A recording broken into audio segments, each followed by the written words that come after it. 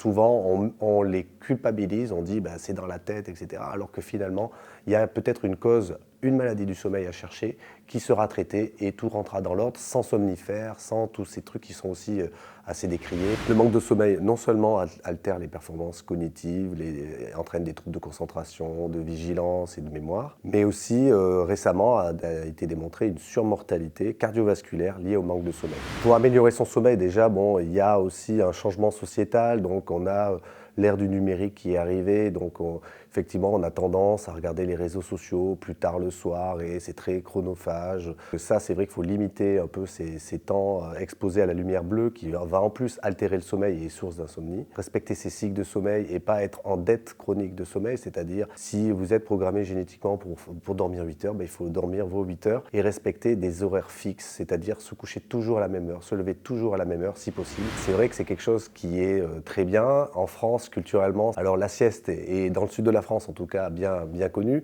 mais dans le monde du travail, pas trop. Pas grand-chose en tout cas à ma connaissance est fait pour les salariés dans ce sens. On sait que faire 20 minutes à 30 minutes de sieste va permettre de restaurer 4 heures de performance cognitive. Donc en fait, ce temps perdu de 20 minutes à 30 minutes va être largement récupéré et compensé parce que le salarié fera un travail beaucoup plus qualitatif. Donc installer des lits dans une entreprise, c'est pas contre-productif, bien au contraire. Alors déjà, il y a l'épidémiologie qui nous aide beaucoup, hein, les chiffres, puisqu'on sait que 10% de la population française a une apnée du sommeil. Après, il y a d'autres pathologies qui sont importantes. 20 à 30% de la population sont insomniaques et peuvent complètement dérégler un salarié au travail parce que le sommeil ne sera pas suffisamment réparateur dans la nuit.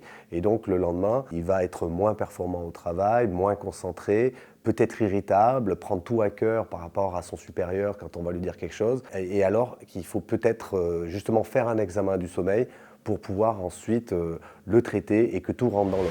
Donc effectivement, si on fait un peu la bringue hein, tout le week-end et qu'on est en dette de sommeil, ou alors pour une autre raison, hein, qu'on dorme moins que ce qu'il nous faut réellement, ben, il faut payer sa dette comme partout. Et il vaut mieux rattraper rapidement et faire une grosse sieste cette fois-ci qui rattrape le temps manqué de sommeil et ensuite se cycler à des heures régulières et le rattraper assez vite parce que sinon on va la traîner cette dette toute la semaine et donc le salarié sera moins performant toute la semaine alors que là pour le coup c'est ce qu'on appelle le jet lag social, il n'aura pas finalement de pathologie du sommeil à traiter. Comme ça, se cycler pour toute la semaine et dormir le temps qu'il faut. Mais de toute façon, à un moment, s'il ne le fait pas, il se fera rattraper parce que ne peut pas être bien sans avoir dormi pas assez.